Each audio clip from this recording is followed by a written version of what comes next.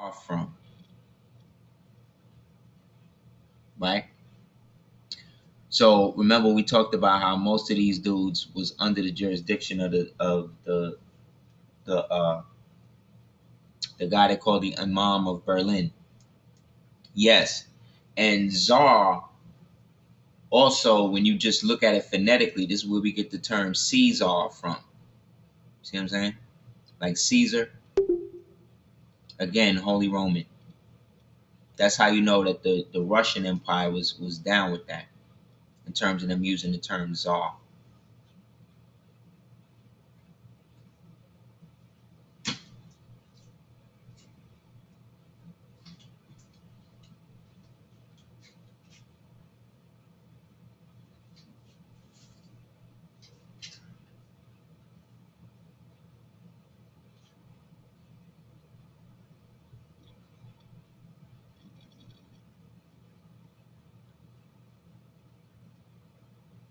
Okay.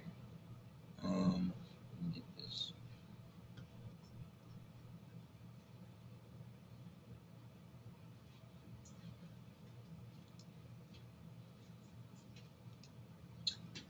Laws are what govern every institution of slavery, from the Vatican to the Holy Quran, from the curse be to ye Canaan. You see, Canaan was cursed. Of Christianity to British Parliament, from the black codes of the southern states to the Constitution of the United States, laws. Slave-based laws were required because the Moorish of Africa were all from various tribes and historically established nations.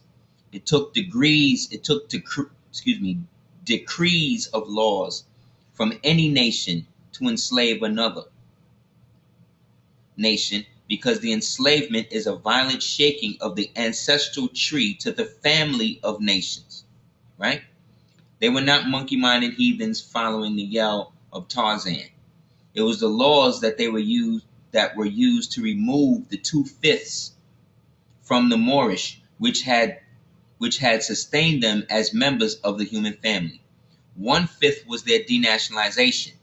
That was the removal of their free national names, nationality, i.e., Moor, Sudanese, Nigerian, Mandinga. The other 1/5 was their divine creed, their religion, their pathway to their God. This is called one's vine and fig tree. Without these 2/5, no, right there. Without these 2/5, man. Good job.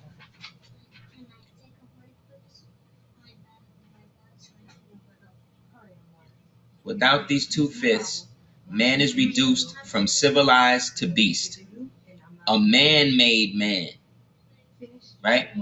This is what the term, your boy be using this term to represent the man-made man. Self-made. And they say that he's a self-made man. This is what they talk about. The other 3/5 are his spirit, his soul, his body of flesh, i.e. the 13th, 14th, 15th Amendments. Hence, if anyone sincerely wants to find the lost found nation, they must look into below, through, and behind the laws of man, and learn to love the laws of Allah. When researching historical events, one must also apply the laws to these special times. The most critical part of any search is to know the history, meaning value. It's another thing I want to tell you. The word history also in Latin was histatus, which also means to value, of what's lost in the general area where it was known. Finding the lost found tribe of Shabazz, the ancient ones, the rejected cornerstone, Hiram Abiff, the sleeping giants, descendants of the ancient Moabites, etc., lawfully known today as the Moorish Americans. Let us look to the law.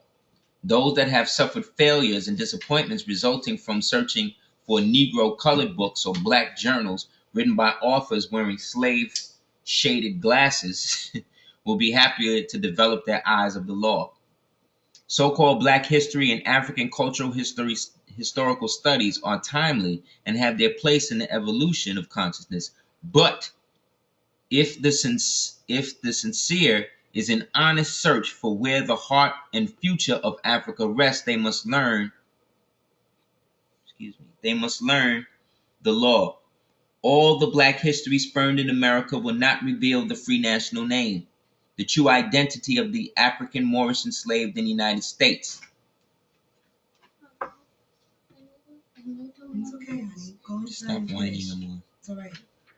I'm gonna go and take a doodle and thing. Just give me a couple minutes just to listen to Daddy, okay? This is from a book called The Negro, the Mason, the Moor. It's a great book. Excuse me, nigger, Mason, Moor. Yeah. So in researching that, I was looking for his. I was looking into. Go. And I want it to be loud.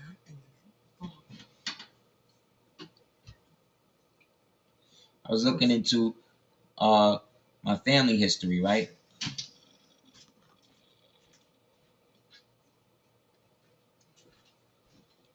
So this is an example of how far back it go in terms of genealogy, and how you can be a so-called Negro here and still find out where you come from.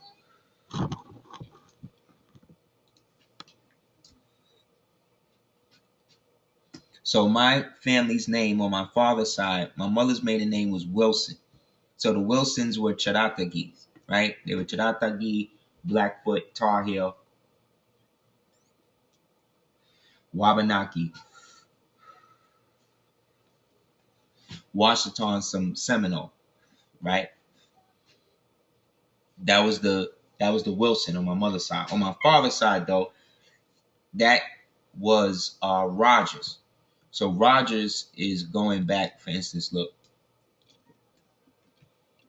according to volume 1 and 9 of the Colonial Family. First of all, this is the why I didn't even know that there was a Rogers family crest. So here go what it looked like, right? The colonial families of the eastern shores of Maryland, Westminster Family Line Publications, were examined for Sephardic, Moorish, and Melungeon first names and surnames. Ill as the heir, true descendants of both Rogers Allah, tribal family of the noble clan Ill. Inspection of the epigenetic transgenerational, that's supposed to say transgenerational inheritance and genealogy suggested that the following families were of Moorish Sephardic descent.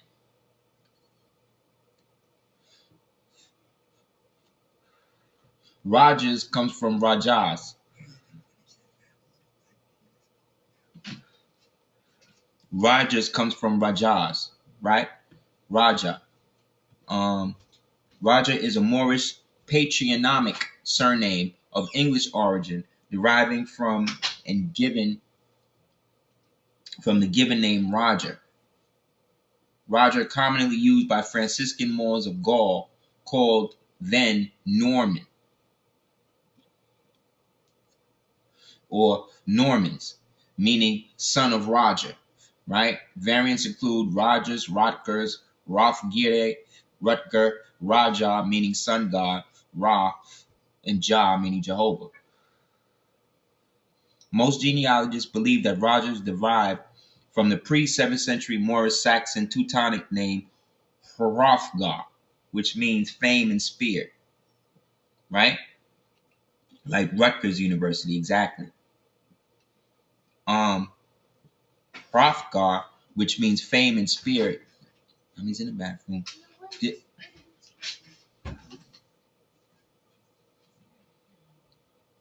Which means fame and spear, right? The first reference to this name was from the play Beowulf, right? The epic poem from the Dark Ages. The given name was likely introduced to England after the Norman conquest of 1066 and first recorded as Rogerus, right, from the Doomsday Book of 1086. You see what I'm saying? More, I don't.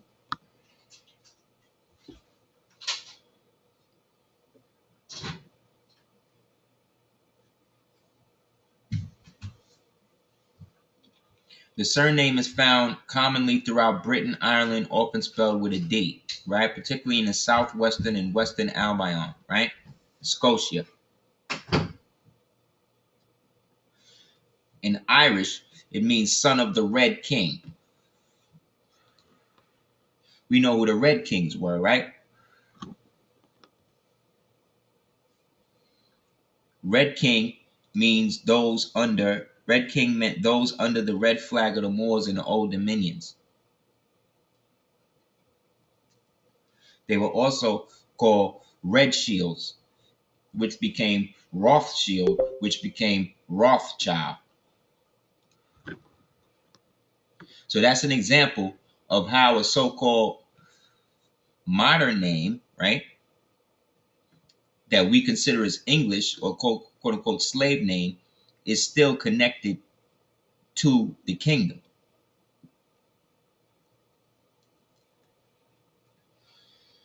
Let's look at this.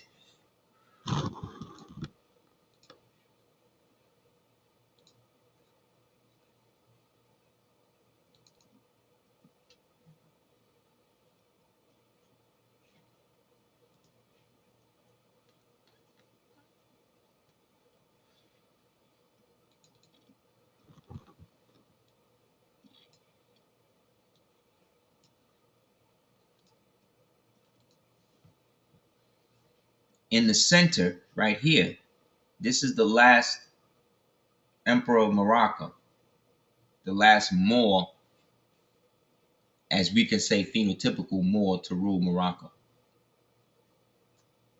He was called the Black Panther, El Glawi Pasha, right? So do the knowledge. He was called El Glawi Pasha, Lord of the Atlas, aka the Black Panther Morocco. Now behind him in white is the Sultan. You see that?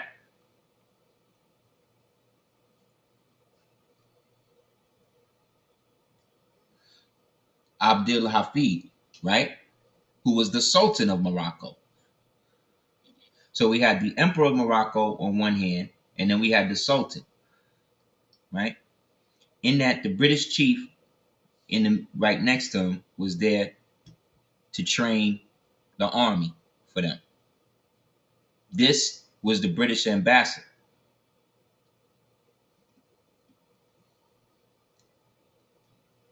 right here to Morocco. Look at him. He was an imposing man, which Cades Bar and El Meninza Hotel bears witness. He became a trusted advisor to the Sultan, him, and adopted Moorish costume whilst retaining his Scottish identity. See, he was Scottish. Identity and entertaining the Sultan's court by playing the bagpipes dressed in a fez, right? And Deljeba, that's what this is. Deljeba in colors of the clan, in the colors of Clan MacLean, meaning that he had one of these on that was in a tartan form, like how they wear the kilts. He also had one in white, which is this one.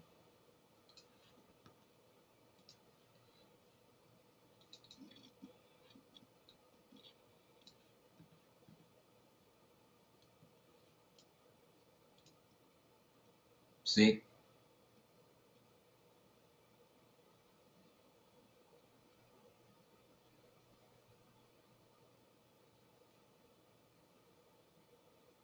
Now, it's customary in Moorish international culture, being that we Moors were a part of this global empire that existed in these nations that after a while went through a transition, and once they went through those transitions, they became basically partial protectorates of whatever nation they were dealing with. So any Moors that were still present within those countries then chose to still maintain their Moorish identity while becoming attaches or ambassadors to the incoming government. And so the custom evolved where your imperial flag would run with whatever the national flag is there. So this is why you would see, the flag of Morocco or whatever flying with the United States flag by those Moors that was in America, or the Moroccan flag flying with one of those Moors in Sweden, and then you got the Moroccan flag and the Swedish flag. So the customary nature of having two flags came after the decline of the empire in its extent, and then fell lower, and then went into a dual system after.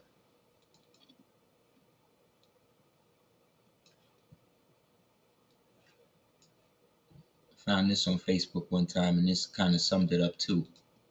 Why we could be everything.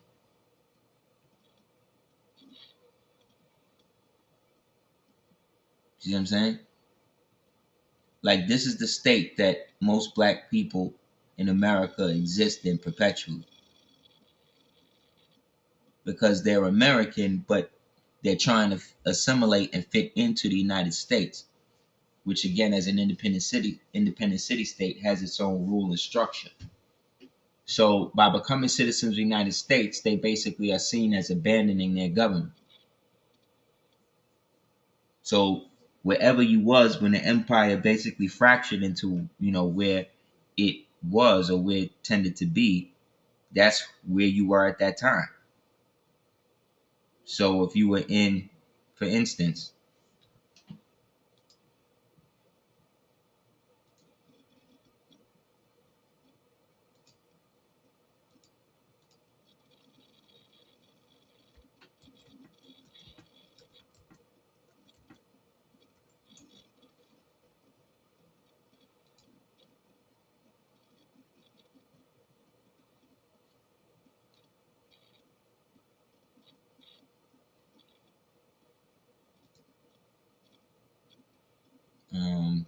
give me 1 second, let me find this.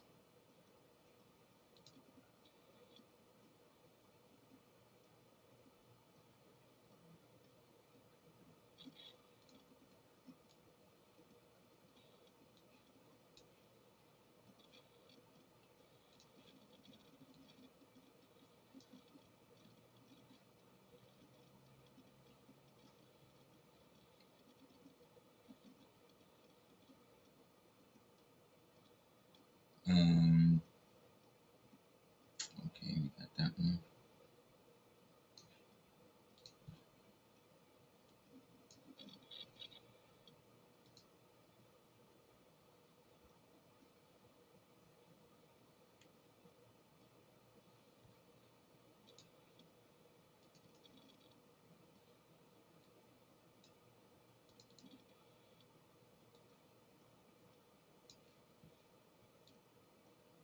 Okay, here we go.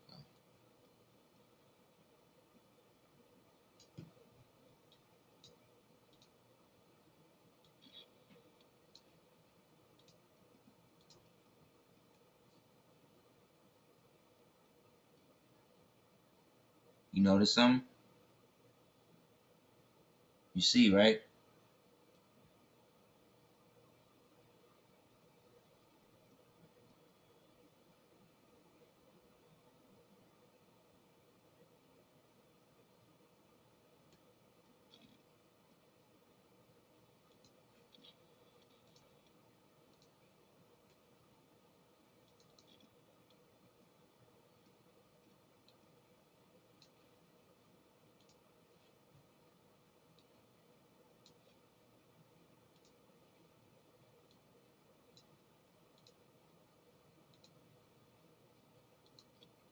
The name in ancient Japan for kimono for America was Beiko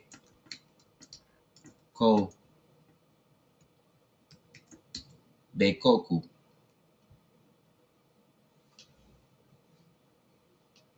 You know what I'm saying? The people who brought this to Japan again were the Moors. You know what I'm saying?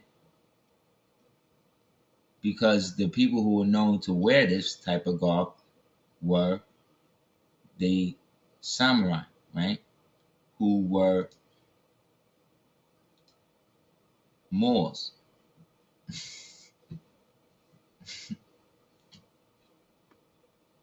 You know what I'm saying? Each one of these, like this means prosperity. So each kimono has its own diadem on it, which is why, so whatever your clan was to promote is what the image would be. That's why when you see things of feudal Japan, everybody had all of the flags and the standards and the banners and all that. Remember that?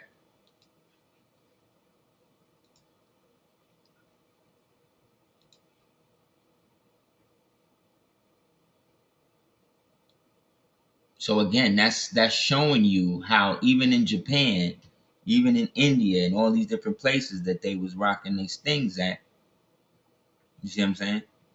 They still rocking the same gear. And again, because ancient Japan referred to those from America, America was referred to as Beikoku, you see. It was still the land of the bays.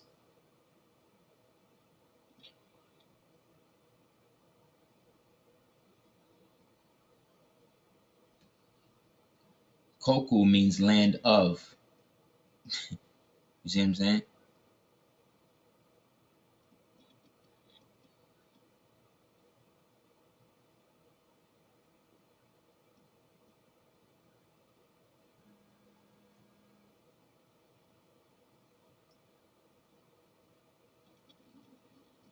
So essentially the government or the country went to hell after the national government could no longer reconvene itself. And that was after 1791. So after that point, whatever Moors was around or was there fell out. This is a good book you could get. See how they got him? See how he got the same kimono on?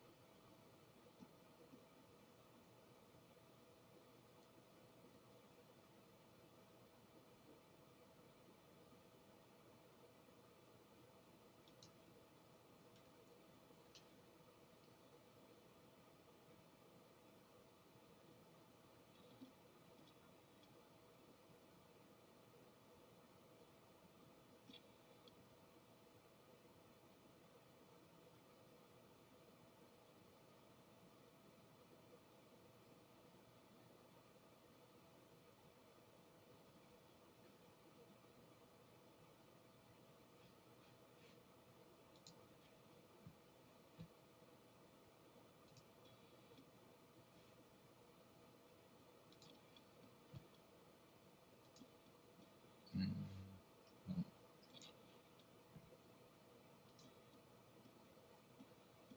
okay.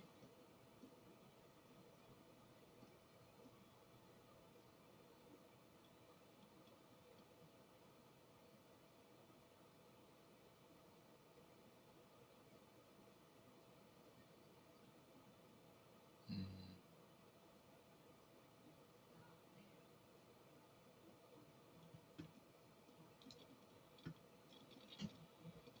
One of the emperors of China.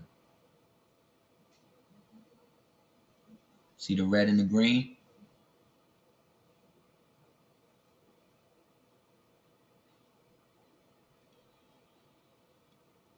Red, green.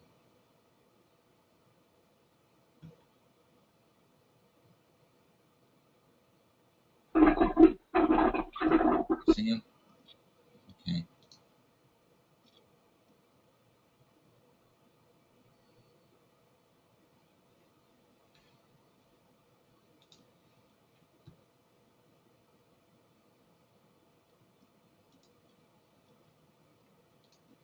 The so-called breaking or mixing of the races resulted in those being manifested out of the original.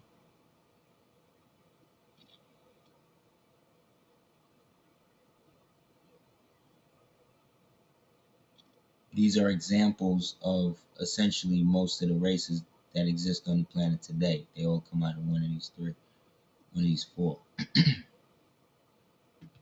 But of them, there's only one, because this is the only one with no melanin evident in the dermis.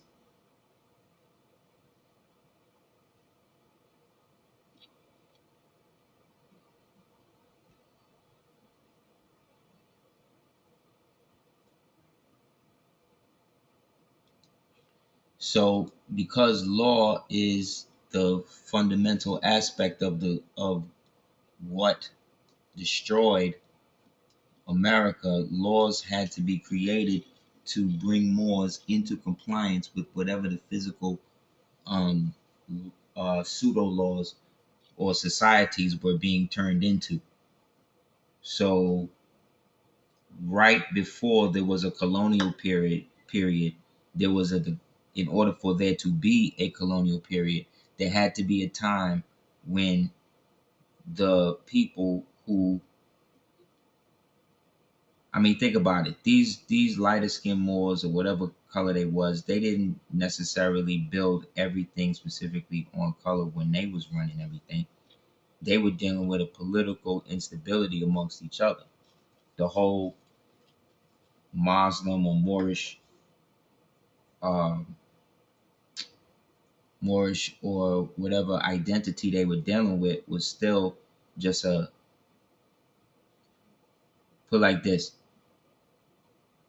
more than a religious thing, even though it was a religious component to it. The whole Muslim and Christian thing was more of a political stance or ideology, the same way you're dealing with um, Republicans and Democrats. You know what I mean? It was a political structure, ideology that was at war, and it still is. To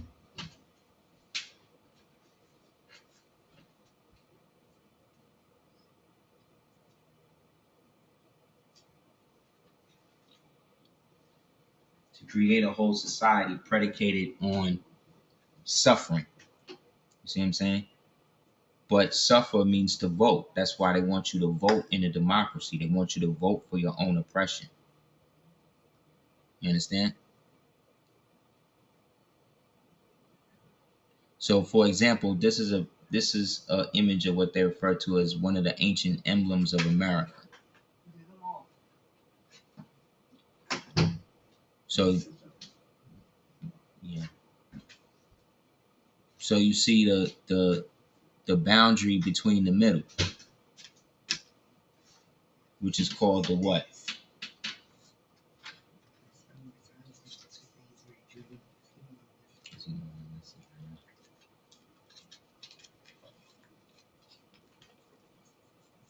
Right, the demarcation line. Exactly. And you see the gold fringe around the white version. This represents America, but it represents America in a dualistic identity of being split in the middle.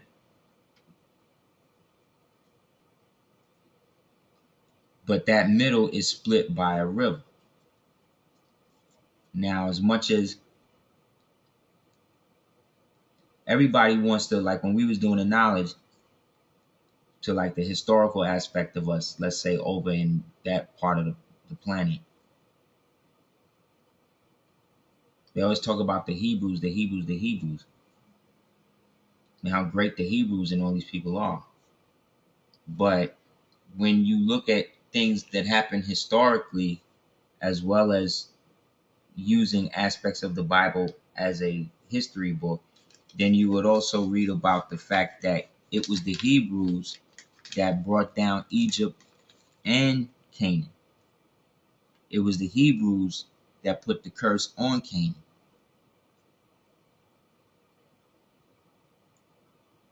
Now, Hebrew in that sense also translates to those who cross over, or those from across the river, or in a geographic in a geographic sense, those from across the River Jordan, right? So these are people who existed under the so-called Egyptian paradigm, who were a conglomeration of those who were also descended from the line of Ham, because the line of Egypt was from Mizraim.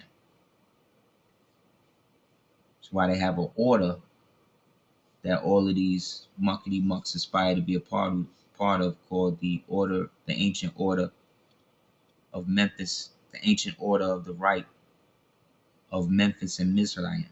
That's when you get the 96 degree, after which they allegedly, urge you into lupinism or vampirism.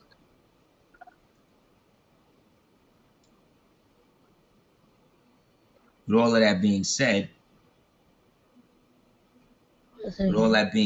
it was the Hebrews, in a sense, who brought down the walls of Jericho or Kara over here, which they call the walls of Jericho over there, and proceeded to indoctrinate and adopt all the ancient Canaanite, which was Phoenician doctrine, and internalize that into the mysticism that we know, the Kabbalah and all that is today. But remember, these people came out of ancient Egypt. Ancient Egypt, then again, is the pre-dynastic societies that existed post-flood. So the Hebrews themselves were Moors, and by Moors we mean that they were melanated originally. However, due to the admixture of the Hamitic thing, which then takes us back to the tribe of Shabazz thing, they had a predetermined nature to break things up.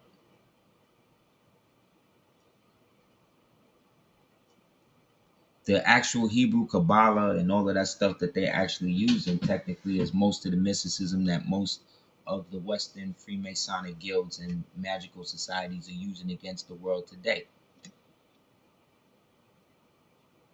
So if that's the basic doctrine of what it means to be down with that, then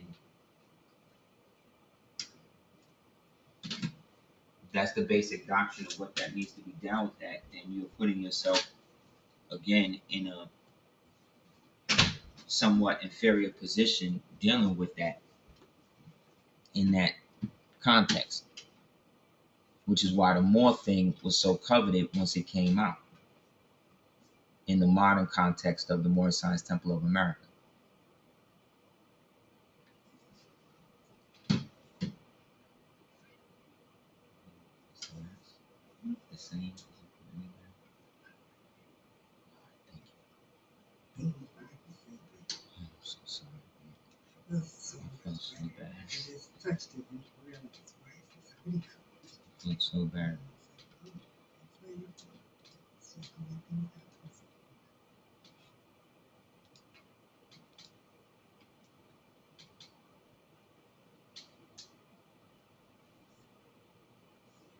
So like on this picture, I don't think I showed it in this class.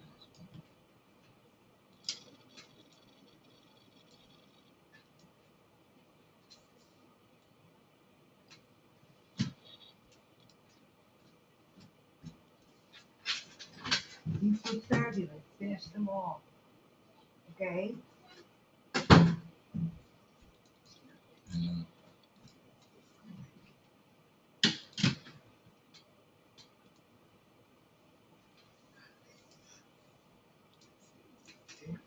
See, you got Islam. Look at that. See for yourself. But you see how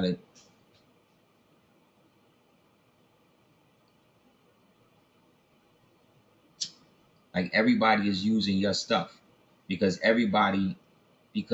our ancient stuff was their modern stuff. So pre-dynastic Kemet and all of that is basically the Fomorians and the people who came before.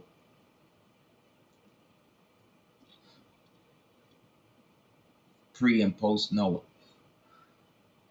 The Hebrews represent the set that was basically within us, or the section of in us that represents the dissatisfied.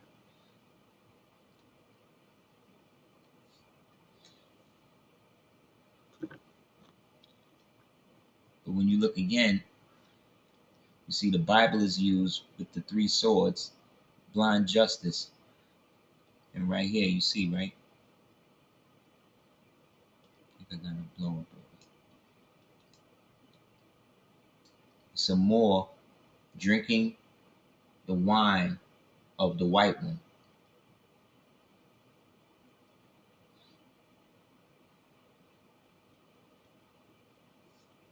This represents the fall.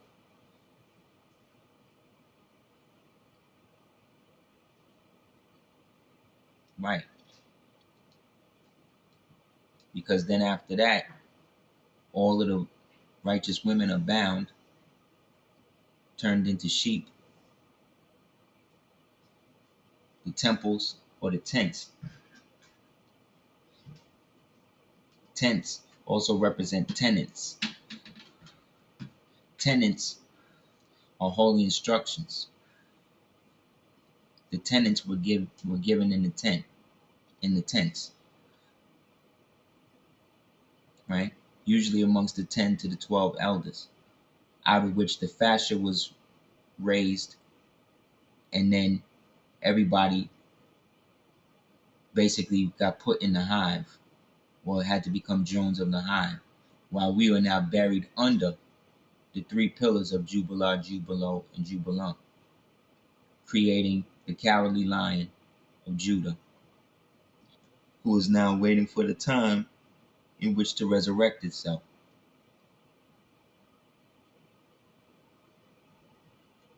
This is a symbol of the Serpentine cross, exactly the cowardly lion. And then look who's keeping the secret. This right here, you see the hands uniting of Asia, is now at the bottom node, buried under the commandments in the ark.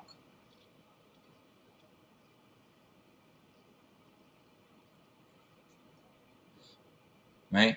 While they stand over the world. Right?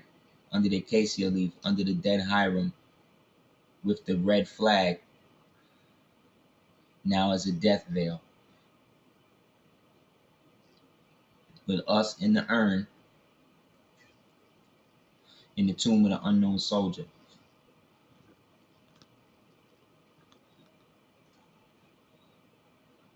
So you see your symbols again.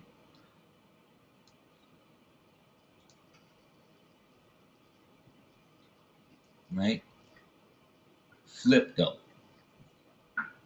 Remember I was telling you about Noah with the ark. They flipped that and then put the hands at the bottom.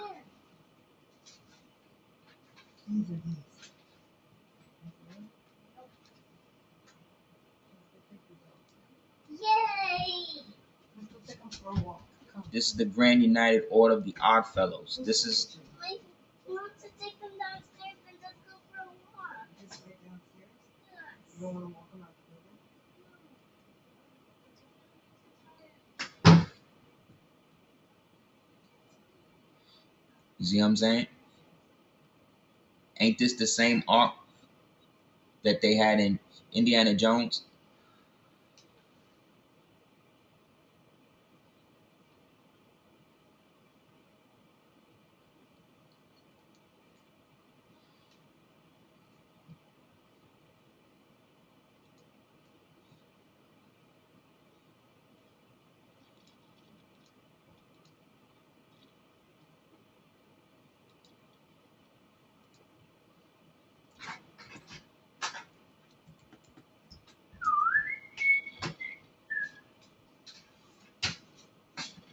Not here. The other one. It's going to be on top.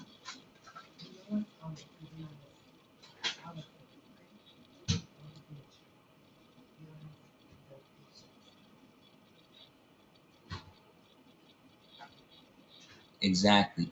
The odd man out.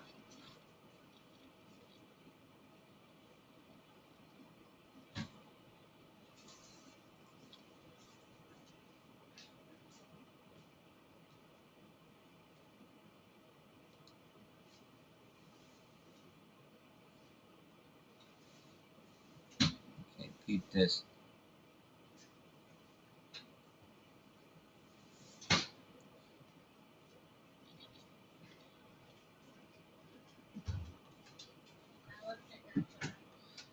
Because law is what was used to determine and bring the people away from their national character, national self, a different law had to be applied to each one of these individuals. And from that different law that was applied, a different form of communication had to be created for each one of these people. This is where the languages and the splitting of the languages came in. Remember how they say that all of the languages, French, German, Spanish, French, German, Spanish, and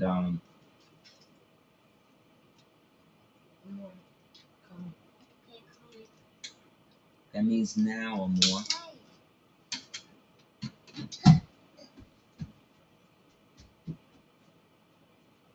So in the Bible, when it talks about how all the languages were split amongst the men, amongst the people, nations of the earth, and confounded their language, each one of them went. But all of that happened at a time when the global empire, or God wanted the empire to be broken apart. But we know God represents government.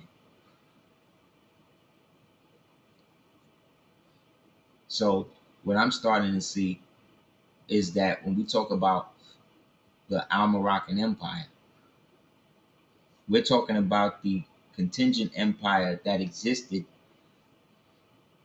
within and outside of all of the empires that existed within and outside of it.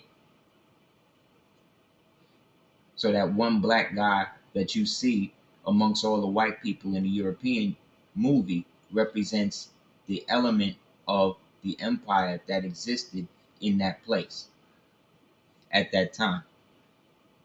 Like Morgan Freeman in what you call it in Robin Hood.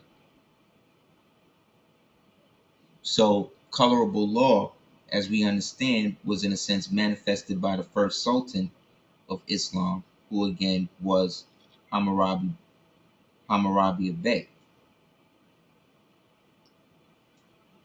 whose mystic name Muhammad becomes the status by which the codes of Hammurabi Bey become the basis or what is set forth during the advent of the religion of Islam, or the rise of the so-called religion of Islam and the empowerment of the so-called Arab, due to them being the sons of Hagar, who again were Hamitic and carried with them the legacy of interaction with the hominid, the Australopithecus africanus.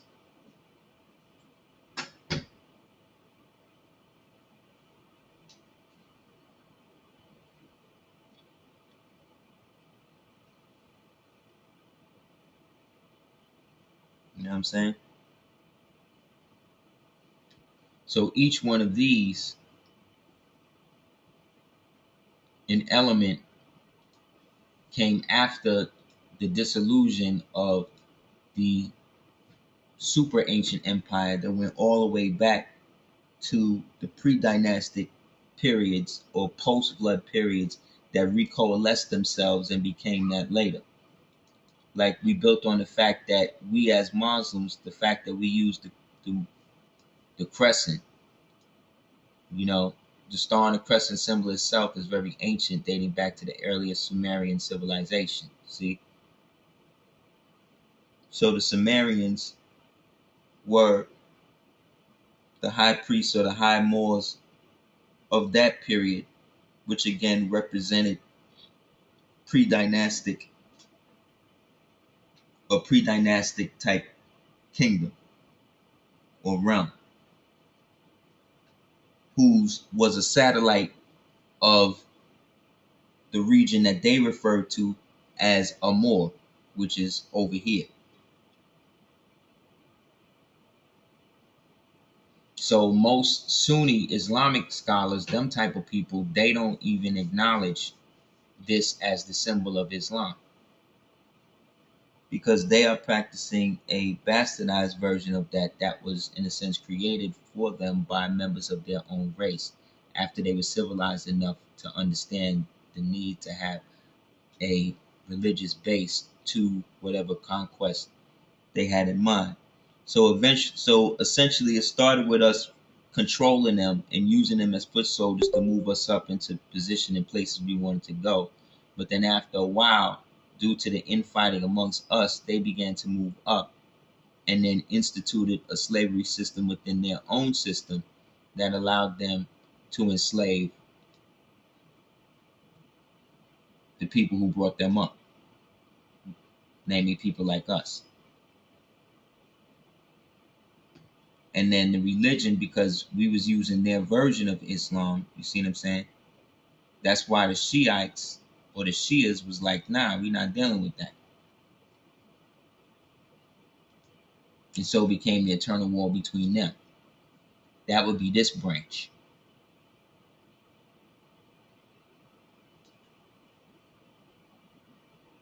They're on the same level, you could say, as like the Mexicans or the Chinese.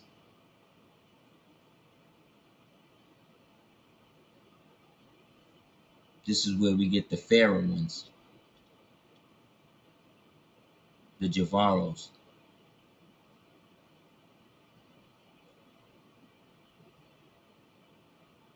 So this is like the Asiatics in America, the Asiatics in Africa, the Asiatics in Malaysia, you know what I'm saying, Southeast Asia, Pakistan, you know what I'm saying, like that.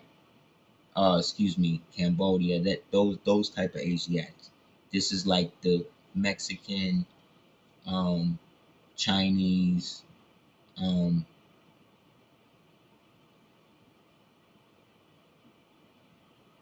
also Latin America, like the dark Latins, like the Dominicans, the dark Hondurans, people from Belize, all of that. They're more like I said, like the Mexicans, the Tartary, the Mongols, the you know what I mean, those types. Then these types are like the dark Africans, you know what I'm saying? The the very, very dark, you know, from the straight up Shabazz line from then. You know what I mean? That went down into the jungles of Africa, all of that. And then here you have the absent of all of these three in this, which is where we'll get the specific um, Hindu, Aryan type, um, Circassian, albino, all of that.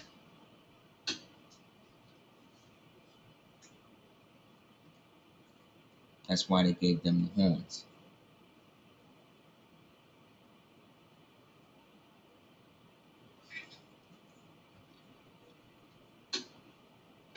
So the nationality of the people was also indicative on the language. At one point in history, it was indicative upon the language of the people, but that all got switched up after the rise and fall of the children of Yaqub. So we have successive waves in our history that we haven't accepted due to the fact that we haven't accepted history post, pre-Egypt, because that history is what laid the groundwork for the type of history that we're living under today, which is a somewhat mythic history in which nationalism is somehow tied up with commercialism and commerce. when nationalism actually was supposed to protect you from the negative advent of dealing with them. That's why all of this that we find as law in terms of commerce and business and all of that really just came from remnant levels of us coming from the society where we were taught to get a job as opposed to open a business. How to work for somebody instead of how to work for ourselves.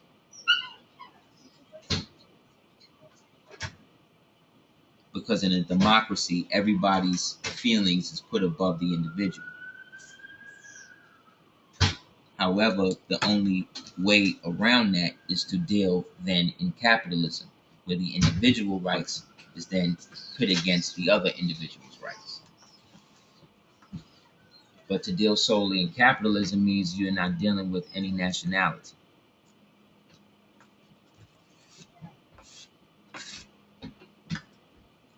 You're dealing with multinationalities in form of commerce. So the laws, the commercial laws that you're dealing with to do business have to be reflective and considerate of the individual laws of whatever country you're doing business in.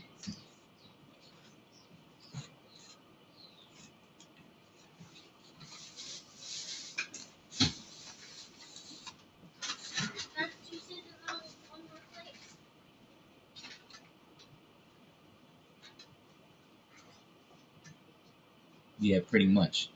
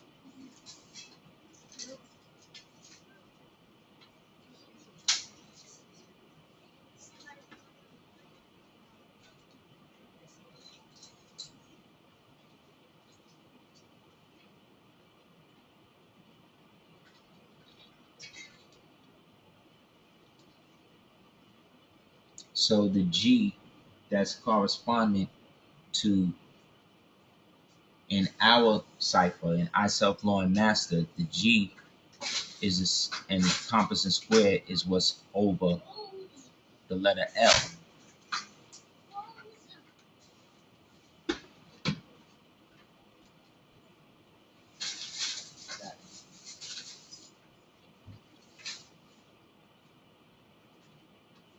Yeah, the G is corresponding to the letter L. The L then is corresponding to the spine or the lumbar.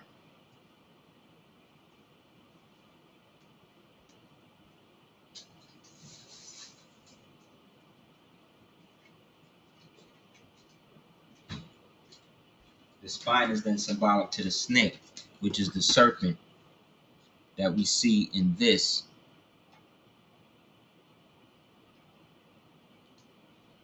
wrapped around the cross.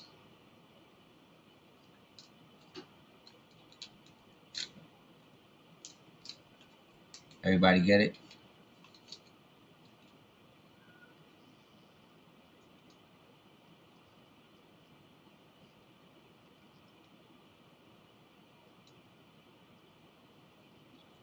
So the 33rd degree again represents the 33 lumbar spine that makes up the law,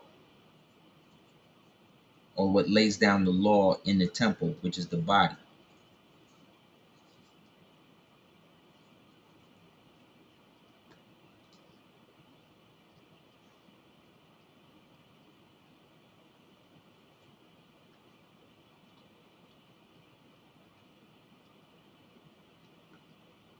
See,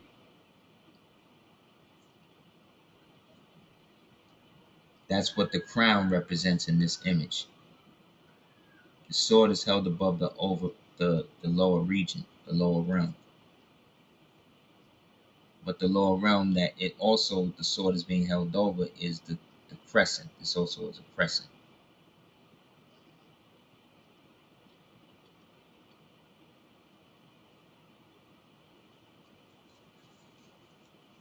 So the G represents the law. That's why the law was taken away from the temples after 1929. And law was not to be really studied like that. It was more about doctrine and dogma and Islamism.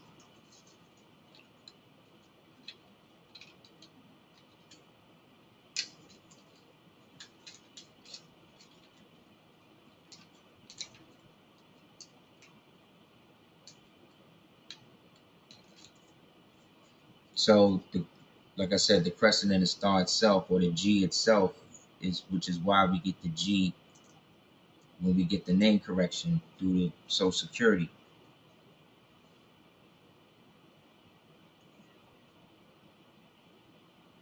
So once you're G'd up on that level, then it becomes more investigating how to bring out the wealth that already exists within that. And that again is based on the law. Not the white man's law per se, but the law of the divine constitution and bylaws that you follow, and how the United States law under the supremacy clause is bound to protect that. So those that are participating in this are participating in basically baby Morris science.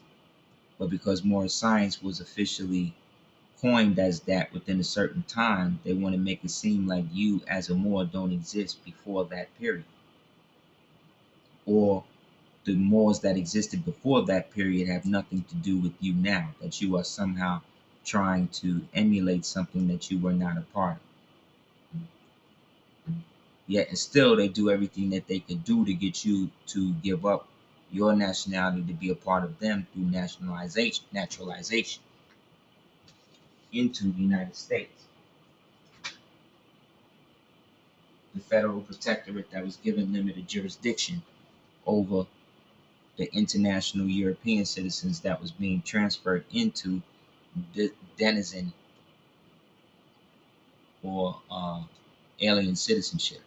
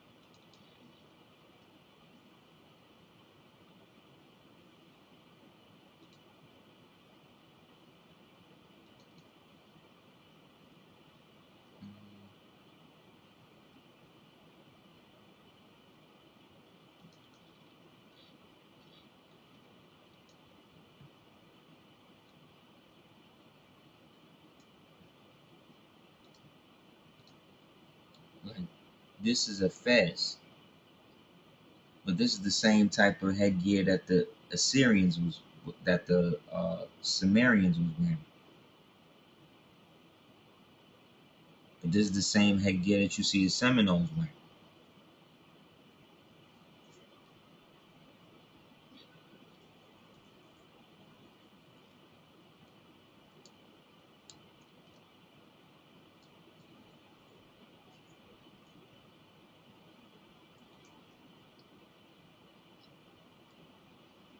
However, once this place was flipped over into Ethiopia, then it became a whole different jurisdiction, and it was remade to reflect the limited history by which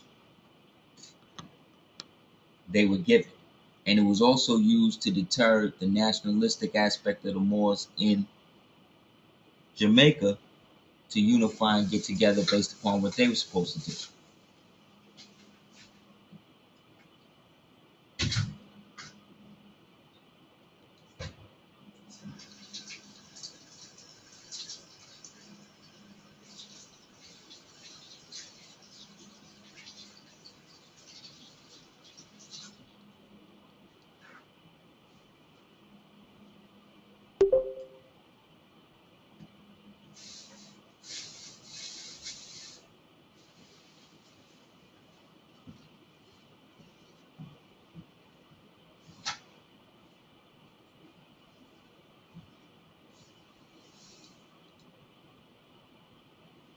The process of the Reconquista in Spain ended with the final conquest of the last Muslim possession, Granada, in 1492, as Columbus and his Andalusian mariners embarked on his adventures into the Atlantic.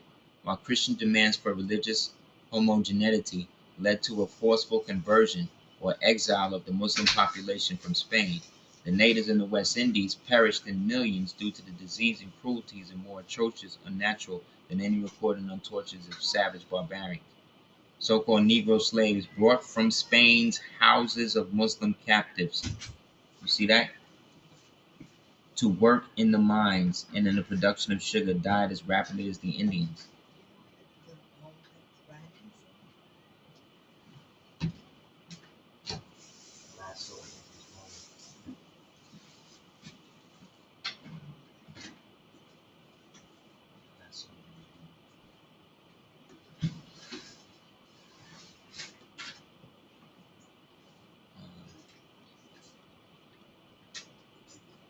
The Indians, but as they continued to be replenished from Spain, many resorted to jihad or holy wars against the indignity of slavery.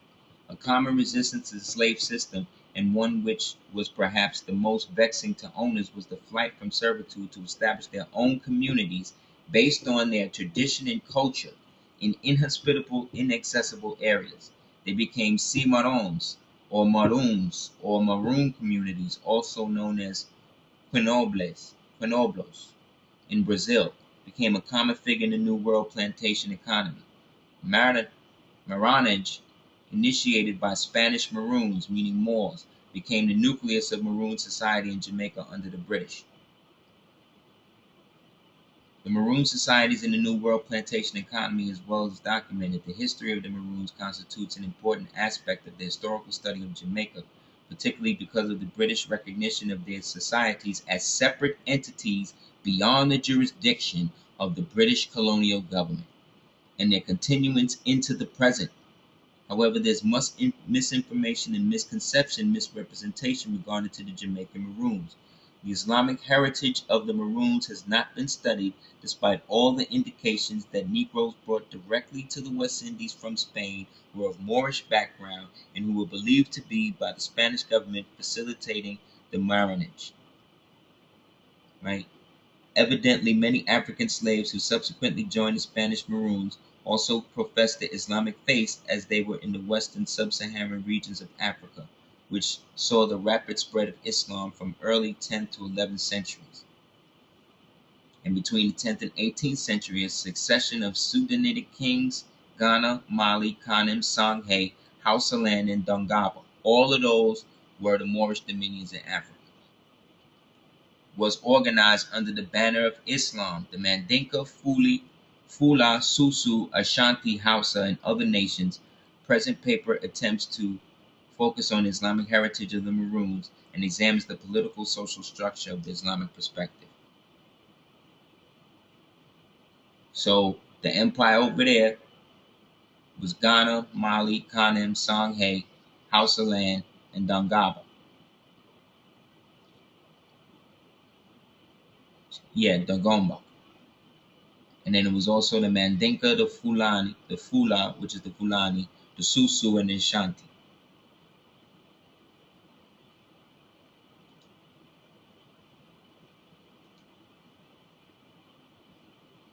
This is from a journal I found called it's called the Journal of Muslim Minority Affairs.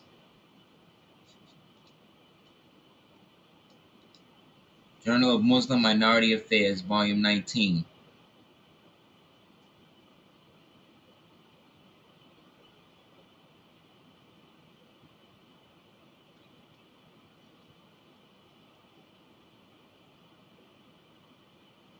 That's why they brought Selassie over there, and with that brought Christianity.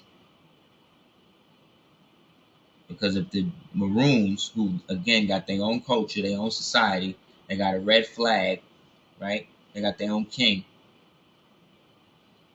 Was to ever really make a power move to really make something happen, you know, they would have Moorish rights to be able to really prove a lot of that, all that in court.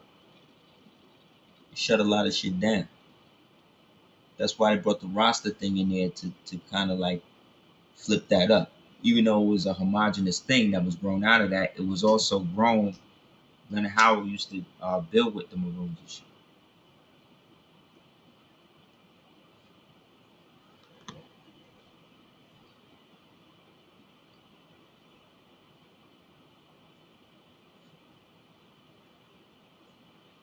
Remember how they used to say that in cartoons? It was like, that's a load of malarkey. What a maroon. Remember when they would say shit like that?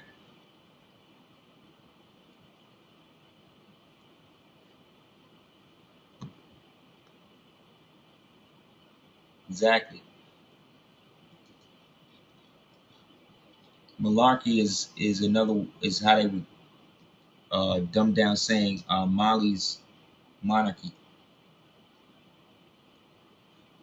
Just like male means king. But when they talk about this, remember who they talk about. These Spanish Moris, these Spanish people that's enslaving these people is their own people. This is Ignatius Loyola. This is who set up the Society of Jesus after the Reconquista.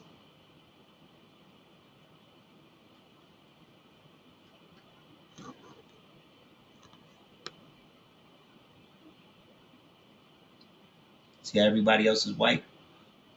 Everybody under him is white.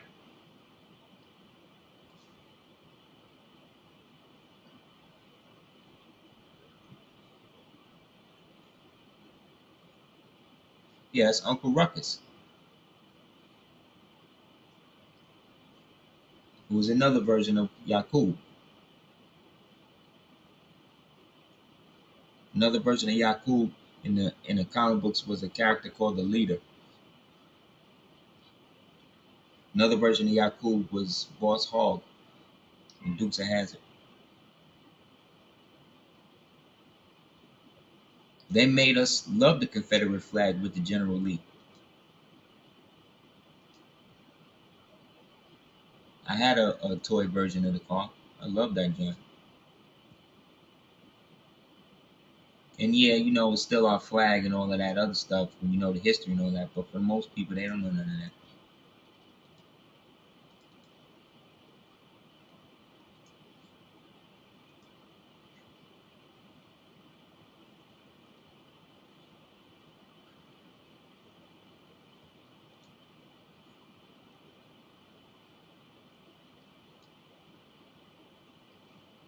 Any questions?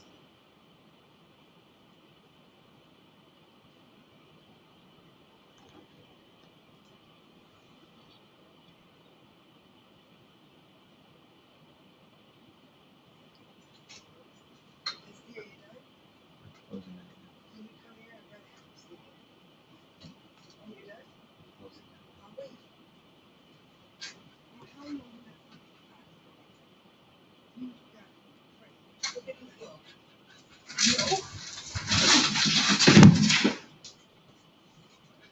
Yeah, I see.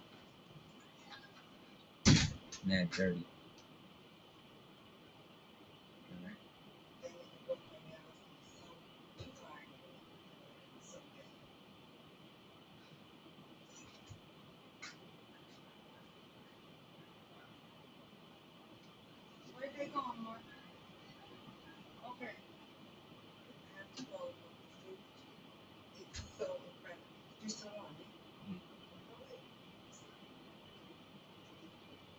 All right. Yeah, you can go with your temple card and go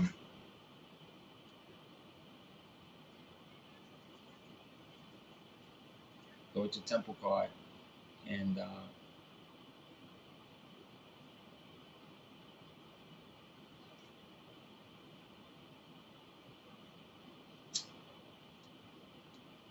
yeah, that should be enough. Your temple card and one of the documents in the joint.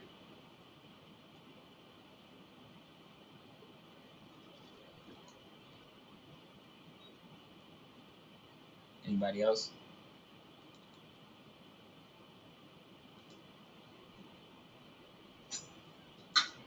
Yeah, you just put in the joint. Take that with you. That should work.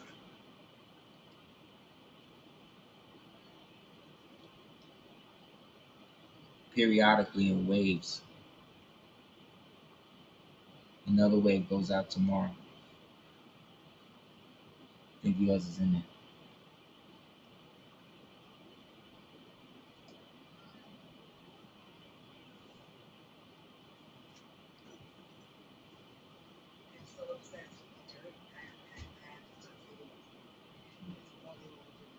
Do that.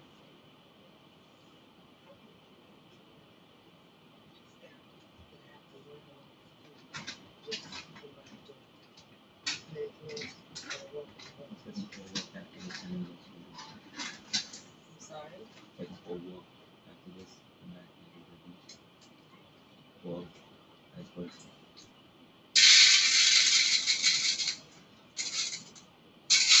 Yeah, you can do that.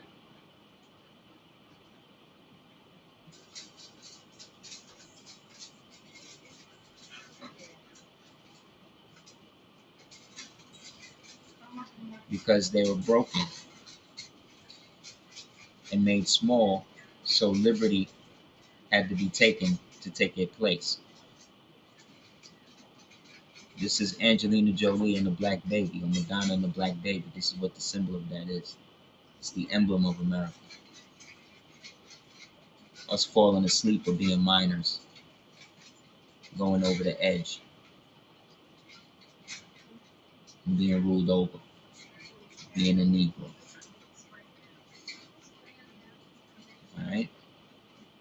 So thank you guys for the $20 donation to duketears@gmail.com for our Sunday school class. Hey everybody, it's long. All right? So we'll close out. Hey Daddy, I think you need to spray the dogs now. Allah, Father of the universe, Father of love, truth, peace, freedom, and justice. Allah is my protector, my guide, my salvation by night and by day. Through his holy prophet, Juali. Amen. Amen. Alright? Love, truth, peace, freedom, justice, and equality. Peace. Peace.